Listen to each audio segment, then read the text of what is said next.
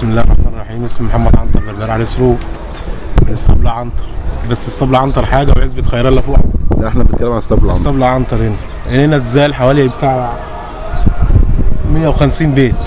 وكان في حوالي يعني كل بيت كان فيه حوالي 10 اسر. تمام. مش كله 10 اسر وراحوا فين 6 اكتوبر وراسكو.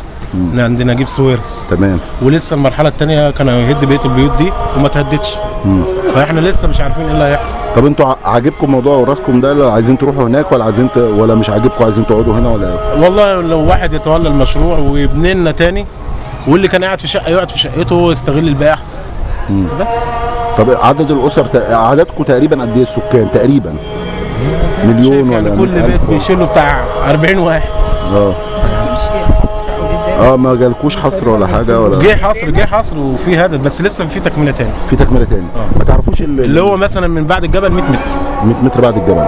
ومن فوق برضه 100 متر. ما تعرفوش بس عدد الوحدات اللي هتتشال كام ولا عدد الوحدات اللي هتفضل كام؟ ما عندكوش اي تفاصيل ولا اي معلومات عن الموضوع؟ لا لسه من بعد الثوره وبتاع ما كانوا شغالين في الهد وبتاع. طب قبل الثوره ما حدش قال لكم ان احنا هنزيل مثلا مساحه قد ايه؟ قال لنا 100 متر من الجبل. 100 متر من الجبل من بعد انا اسمي هاني شعبان.